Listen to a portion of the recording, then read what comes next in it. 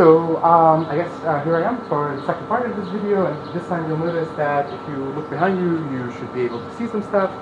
One thing you'll probably notice is that the sense of three-dimensionality has decreased, and this is because the camera right now is just effectively taking a 360 photograph rather than a stereoscopic 181. So earlier it was using two cameras for each side to capture this kind of a deeper sense of three-dimensionality.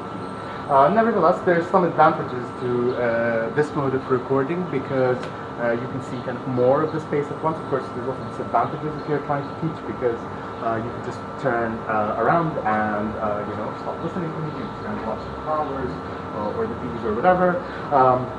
Of course, one advantage is that I can just turn there as well. So what I want to do is now talk about these 5 advantages of using virtual reality for education. So the first thing I want to say is that virtual reality gives us this, if you just think of it in terms of information transmission, if you're just trying to convey information to the students, it gives us a higher bandwidth than anything we've had before. And this is because it conveys this sense of being present in a particular space, but that's a lot of information all at once. So compare reading a paragraph about LAU versus looking at a photo of LAU versus getting this sort of impression of LAU. You just get to know what's behind every corner, and if you have kind of this whole campus virtually modeled, somebody could literally walk down every alleyway in this campus and so, kind of collect all of this information. You're just able to pass a lot more at once to somebody else. So, outside of this is this additional feature, which is that our memory works better in VR. There's kind of 2 different reasons, or there's lots of ways, that our memory is improved by VR. But one big reason is that evolutionarily, we're just much more attuned to, keeping track of physical space by comparison to, say, reading or by watching a video. I've gone through lots of VR experiences at this point, but, just to give you a sense, I can remember, where something occurred exactly, what it looked like, what its shape was, and who was beside me of any one of these moments. So, I've been to the moon with Apollo 11 in this virtual reality documentary experience, and I remember the exact side at which I saw the moon and which window I was looking out of and who was next to me, and a fair number of details of the board, the computer board that was in front of me. I've been attacked by a shark inside VR, and I remember where the shark showed up from, what its fins looked like, and what I thought exactly about that color at that moment that I saw it, and how big its teeth were. This is a lot of information for a person to remember if you just watch it on a video, but VR kind of gives us that. There's also additionally more interesting research, about eye contact and VR, because it looks like when students, in a classroom, the teacher is, moving their eyes from student to student, and so some students, get more eye contact, some get less eye contact. And we have good research that shows that, in fact, maintaining eye contact helps the students to understand and to comprehend things and to stay focused better. But because we can be using virtual reality in this way, we can just have one teacher giving a live lecture to students who are inside headsets, and then each of the students feels like the teacher is looking at them in particular. So this actually supplemented in these experiments that were done, it made it so that students stayed focused more under some conditions. So I'm only talking about the advantages. I think that there's lots of disadvantages that are worth kind of dwelling on as well, but I won't do that in this video. I talked about, the fact that physical spaces are being translated into virtual spaces with virtual reality, and I talked about the fact that virtual space is malleable in a way that physical space is not. Well, let me just elaborate on that a little bit. Effectively, VR allows you to put larger spaces in smaller spaces. LAU's campus in Beirut can be as big as the campus in Byblos using a well-positioned virtual reality lab. But also, you could occupy very small spaces.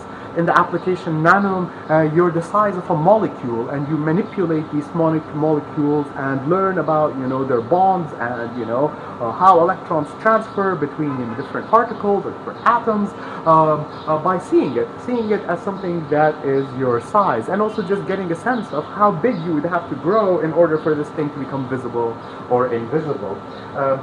So also think about, again, on the malleability of this space, think about a teacher, an art teacher who is trying to, show the students, some of the architecture in Andalus or something like that.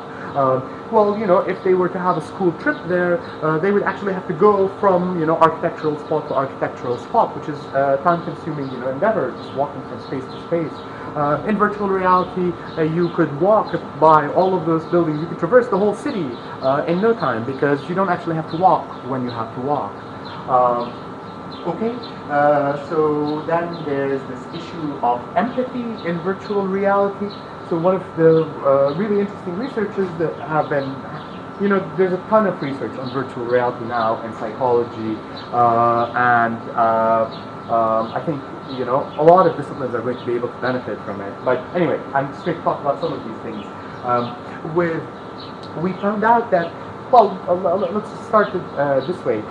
People don't always empathize with one another, and one of the reasons they don't empathize with one another is because sometimes they can't put themselves in another person's shoes. If you're culturally very different from me, or you look very different from me, or I'm just unwilling, from my cultural background to imagine myself being you, well, here, you kind of have this failure of imagination that leaves one person not feeling empathetic at all with another. But virtual reality can allow us to overcome this, because it can capture the sense of being present in a particular spot. It can also capture the first-person perspective that somebody has. So in other words, if I were to hold that camera at my eyes and just walk with it, you could effectively see what it's like from my perspective. And we found out that with virtual reality, what you can do is you can kind of jump past that imagination gap that sometimes people will hold on to, right? They don't want to imagine themselves as being in your shoes, but what if they didn't have to imagine themselves being in your shoes, because they could see what it was like to be in your shoes? So we have these, fascinating VR experiences done with refugees, where you get to see, what their life looks like from a day-to-day perspective and what they're going through. We have ones for rape victims, and their reports and their experiences given in this kind of first-person way. We have experiences that show you what it's like to be black in America at certain periods of history, and also up to today. I mean, this is really, great, because it allows us to, kind of look past these differences that can look really huge, but once you're there from the other person's perspective, things can change a lot.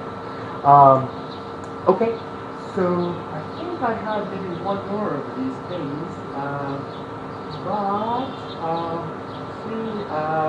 and maybe just because we're in this COVID situation, cooperative online work is also much easier in VR, because if I'm a virtual avatar my size and you're a virtual avatar your size, we can literally hand things to each other, and we can sit and feel like we're in the same space even when we're not in the same space.